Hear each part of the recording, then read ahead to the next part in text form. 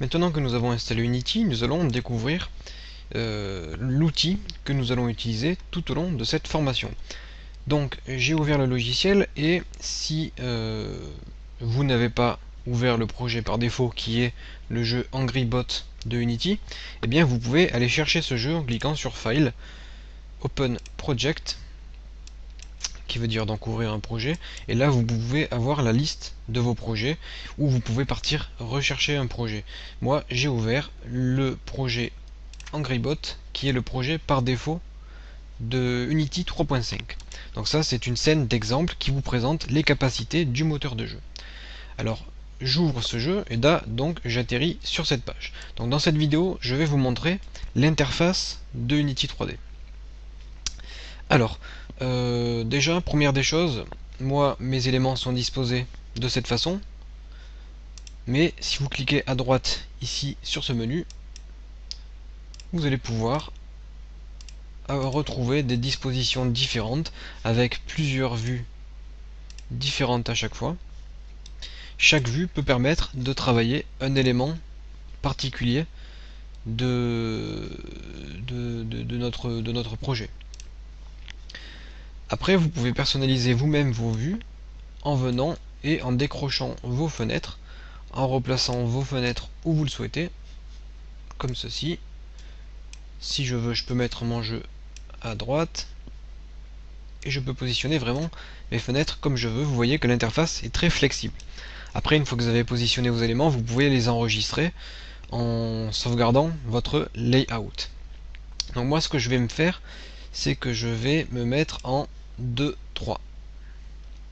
Du coup, j'ai ma scène en dessus, mon jeu en dessous, les objets de mon projet, la hiérarchie et l'inspecteur. Donc je vais tout vous expliquer.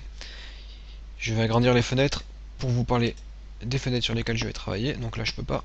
Là ici, la fenêtre que vous avez là, c'est la scène. La scène, c'est l'endroit où vous allez travailler, l'endroit où vous allez construire votre jeu. Donc cette scène, eh bien c'est là où vous allez pouvoir placer par exemple tous vos objets 3D. Alors comment se déplacer dans la scène? C'est très simple. J'utilise le clic droit enfoncé pour pouvoir regarder autour de moi. Donc en fait c'est comme si je contrôlais un petit œil qui peut regarder la scène. Si je veux m'approcher d'un élément particulier, par exemple ici, eh bien je me place en face de cet élément et je zoome avec la molette. Avec la molette, je peux m'approcher ou reculer de ma scène. Si je fais clic gauche, je peux sélectionner des objets. Donc là, il y a beaucoup d'objets, ça ne sert pas à grand chose. Mais le clic gauche, ça vous permettra de sélectionner des objets. Par contre, ce qui est utile avec le clic gauche, c'est que si par exemple je veux m'approcher de cet objet, je clique sur cet objet. Et une fois que j'ai sélectionné cet objet, j'appuie sur F. F qui veut dire focus. Et qui va venir me zoomer sur cet objet. Donc là, je me recule, j'appuie sur F. Et ça me zoome sur l'objet que j'ai sélectionné. Ensuite, très important, tous les raccourcis clavier que je vais vous donner, il va falloir savoir comment les utiliser. Là je suis près de mon objet et j'appuie sur Alt. Donc là je reste appuyé sur Alt et comme vous pouvez le voir en haut ici j'ai 4 boutons et dès que j'appuie sur Alt on voit que l'œil se sélectionne tout seul. Vous voyez, j'appuie, je relâche, j'appuie, je relâche, donc vous voyez que l'œil apparaît et cet œil m'indique que je peux examiner mon objet. Donc là j'ai Alt enfoncé, si j'appuie sur clic gauche, je vais pouvoir tourner tout autour de cet objet. Bien sûr je relâche pas Alt. Donc là on voit le dessous de la scène, normalement on ne doit pas la voir, mais Alt vous permet de pivoter tout autour d'un objet 3D sélectionné sur votre scène. Si je clique sur un autre objet, eh bien je vais pouvoir aller explorer cet objet. Donc si j'appuie sur la molette, je roule pas mais j'appuie, et bien je peux me déplacer comme ceci sur ma scène. Après, j'ai aussi les flèches du clavier qui me permettent de survoler ma scène comme ceci. Là je clique sur un objet, j'appuie sur F, je peux zoomer, je peux tourner autour avec Alt. Donc c'est très important d'être à l'aise avec tous ces raccourcis, puisqu'on aura besoin d'explorer notre scène. Donc si j'appuie sur Alt et que j'appuie sur le bouton droit, eh bien ça zoome ou ça dézoome lorsque je déplace ma souris de gauche à droite. Donc c'est un peu plus rapide que la molette. Donc entraînez-vous à bien explorer votre scène, puisque vous allez voir que l'on va pouvoir se déplacer plus facilement avec tous ces raccourcis clavier. J'en profite aussi juste pour vous faire la remarque que maintenant nous avons des choses vraiment pas mal au niveau des textures du sol. Et là on voit qu'il y a des reflets de la lumière sur le sol qui sont vraiment bien réalisés. De toute façon je vais vous montrer ce jeu dans pas très longtemps. Je vais vous montrer qu'est-ce que l'on va pouvoir faire avec Unity. Donc vous avez aussi vos boutons ici. Je vais vous montrer ça à côté. Donc là ne vous occupez pas de ce que je fais, c'est juste pour vous montrer quelque chose. Donc j'ai créé un petit cube. Et ici à gauche j'ai des boutons. Donc j'ai le premier bouton qui est le bouton de déplacement. On voit que lorsque je clique sur le cube, eh bien il y a des flèches autour de mon cube. Je peux déplacer mon cube sur l'axe des abscisses, des ordonnées, dans la hauteur. Si je clique sur la main, je peux le déplacer un peu comme je veux, mais là c'est pas précis. Donc on va préférentiellement utiliser ces flèches. Si j'appuie sur CTRL au moment où je déplace mon cube, vous voyez que mon cube fait des sauts réguliers. Je déplace mon cube d'une unité à chaque fois. Par exemple, si je duplique mon cube, vous allez voir comment on fait plus tard, eh bien je peux déplacer mon cube d'une unité. Si je n'utilise pas CTRL, eh bien je ne vais pas pouvoir coller mon cube précisément à mon autre cube.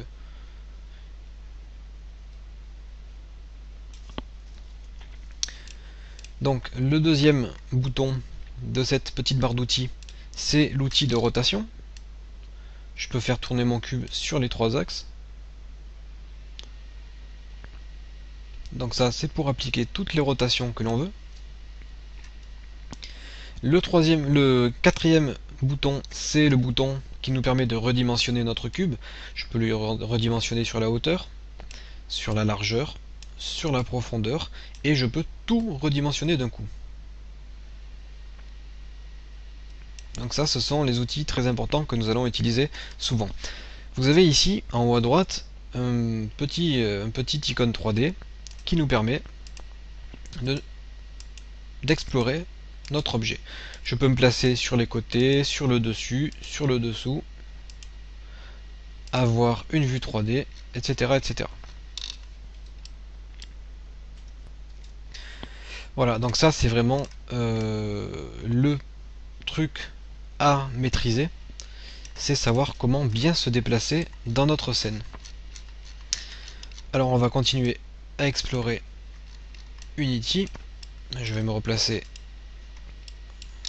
droit à ma scène. Et je vais vous présenter par exemple la fenêtre de projet que nous avons à droite. Donc le projet, c'est tout simplement tous les éléments que nous avons importés dans notre projet. Le projet, c'est le jeu complet. Donc qu'est-ce qu'on a importé? Là c'est le jeu des développeurs d'Unity, donc le projet par défaut. Il y a des textures, des scènes. Une scène, c'est une partie du jeu, donc là c'est une scène. Je peux créer une autre scène si je veux créer un autre décor. Il y a les animations, par exemple des ennemis. Des scripts pour créer des événements. On a des animations d'explosion, des polices d'écriture, des éléments d'interface, des matériaux, des objets 3D, des objets physiques, des préfabs. Des préfabs, ce sont des éléments préconfigurés. D'autres ressources, d'autres scènes, des sons, etc., etc. Donc tout ce qu'on a dans objet, ce sont tous les objets qu'on a importés dans notre projet. Alors par contre, tout ce qui est importé ici n'est pas forcément utilisé dans notre scène. Tous les objets qui sont utilisés dans notre scène se trouvent dans la hiérarchie en dessous. La hiérarchie contient donc tous les éléments 3D que l'on utilise dans notre scène. Si je prends le cube de tout à l'heure, je clique sur le cube, ici je le sélectionne, j'appuie sur F et j'arrive sur le cube. Si je supprime le cube de ma scène, il disparaît de ma hiérarchie. Donc tout ce que j'ai ici, je peux l'importer dans ma hiérarchie, et la hiérarchie ne contient que les éléments de ma scène. Je peux cliquer sur un élément en particulier, on voit par exemple que cet objet 3D ici est constitué de plusieurs dizaines d'éléments, puisque c'est un objet assez complexe. Ensuite, à droite encore, nous avons l'inspecteur. Donc qu'est-ce que c'est que l'inspecteur? Vous voyez que des fois, il n'y a rien du tout, et des fois, il y a plein de choses. Donc l'inspecteur, je vais vous montrer sur mon personnage, ça sera un peu mieux.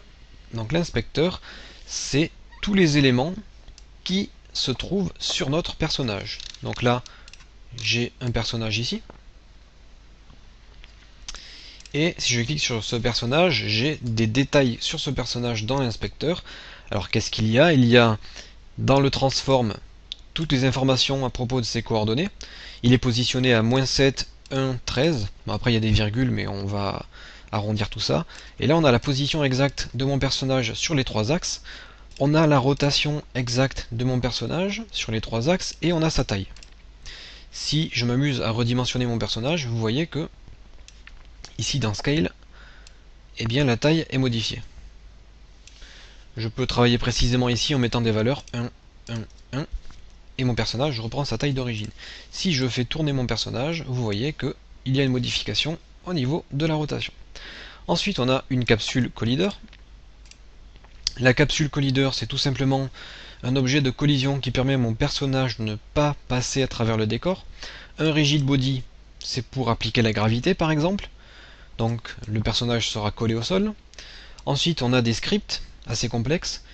Des scripts qui nous permettent de gérer la santé, la barre de vie, le tir de pistolet, le mouvement du personnage, etc., etc. Donc je vais essayer de vous montrer à quoi ressemble un script rapidement. Mais donc ce qu'il faut retenir, c'est que l'inspecteur nous donne des informations sur les éléments que l'on aura sélectionnés. Ensuite, on construit donc notre scène. Et une fois que notre scène est construite, on a 3 boutons ici. Donc ce qui nous intéresse nous c'est le premier, surtout le premier en fait, c'est le seul qu'on utilisera. Ça nous permet de lancer notre scène. Donc attendez, je vais déjà vous montrer à quoi ressemble un script. Donc j'ai légèrement personnalisé l'interface de MonoDevelop. Là je vais autoriser l'accès.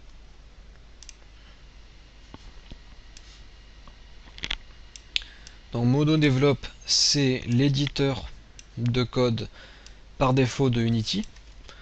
Donc pour des soucis de simplicité, j'utiliserai celui-là, mais il en existe d'autres, comme je vous l'ai déjà dit. Donc nous, ce qui nous intéresse, c'est juste ça. C'est là où nous allons écrire tous les codes de nos jeux. Donc là, par exemple, c'est le code qui permet de faire en sorte que le personnage puisse se déplacer.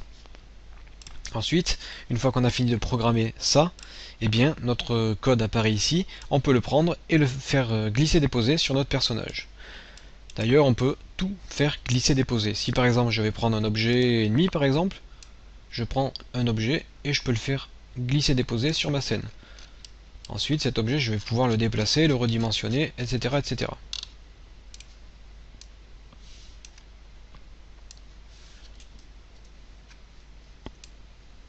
Donc là, j'ai importé un robot dans ma scène.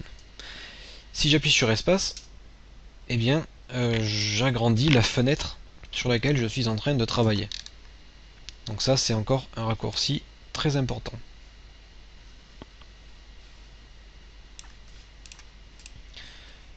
Une fois que je réappuie sur espace, ça rétrécit la fenêtre sur laquelle j'étais en train de travailler et je peux agrandir toutes les fenêtres comme ça, rien qu'avec espace.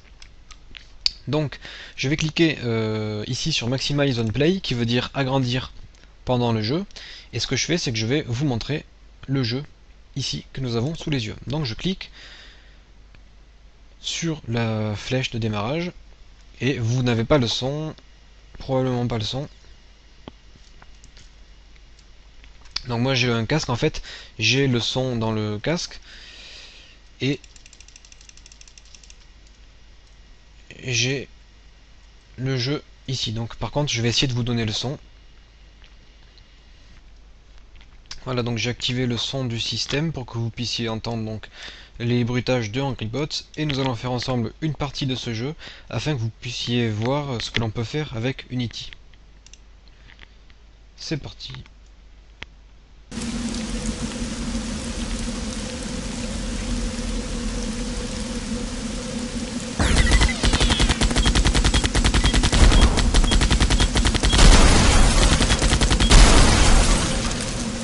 Je filme en 20 images par seconde pour cette partie-là.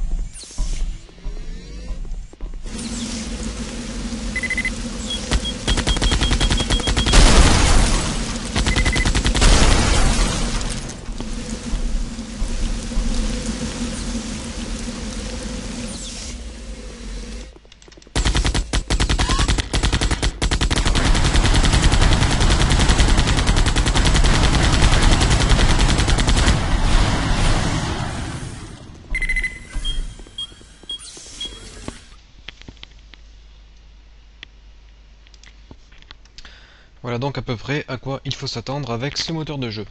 Et dites-vous que graphiquement, le jeu sera beaucoup plus beau une fois compilé, puisque là on n'est que en prévisualisation. C'est-à-dire qu'on est obligé de compresser le jeu dans l'éditeur pour qu'il puisse s'afficher. Il n'y a pas d'anti-aliasing. L'anti-aliasing, ce sont les petits escaliers que vous avez sur les arêtes en fait des objets 3D. C'est pas très beau visuellement. Mais tout ça c'est corrigé une fois que le jeu est compilé, et si vous le compilez en bonne qualité, je peux vous assurer que le résultat sera vraiment exceptionnel. Donc ce que je vous propose, c'est qu'on fasse notre propre jeu. Pour cela on fait File, New Project. Vous allez donner un nom à votre projet.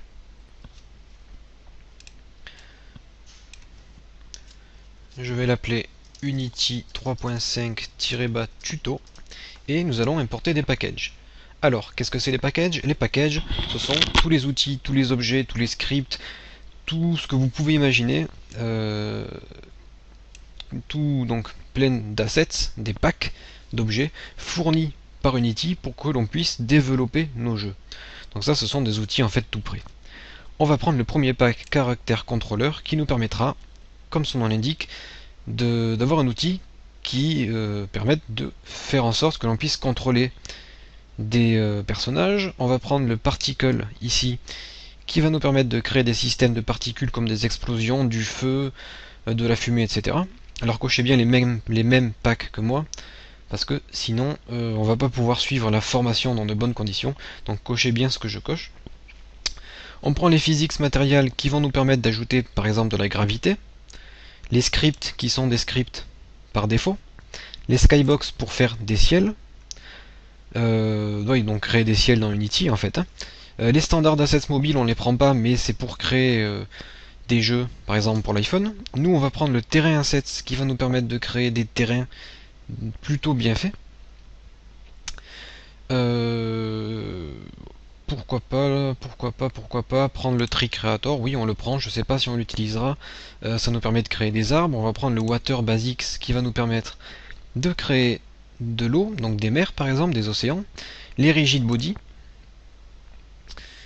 Et ensuite tout ça, vous ne devriez pas avoir ça chez vous, puisque tout ça ce sont soit des packs que j'ai développés, soit des packs que j'ai achetés. Donc je vérifie bien parce que je voudrais pas oublier des packs. Ok, donc a priori on a pris tout ce qui nous intéressait. Donc si jamais j'ai oublié quelque chose, je vous le ferai savoir dans les prochaines vidéos. Je clique sur Create. Là on me demande si je veux sauvegarder ou pas. Non. Non. Unity se ferme et Unity va se réouvrir.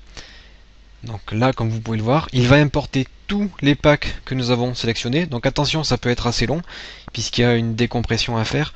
Donc ça va importer plusieurs centaines de mégas de packs. Ça va compiler les scripts, etc. Et ça va nous créer un nouveau projet tout propre, tout neuf, sur lequel nous allons pouvoir travailler ensemble. Donc je laisse Unity créer la nouvelle scène, j'arrête la vidéo et on se retrouve dans la prochaine vidéo et nous allons commencer à créer des environnements 3D.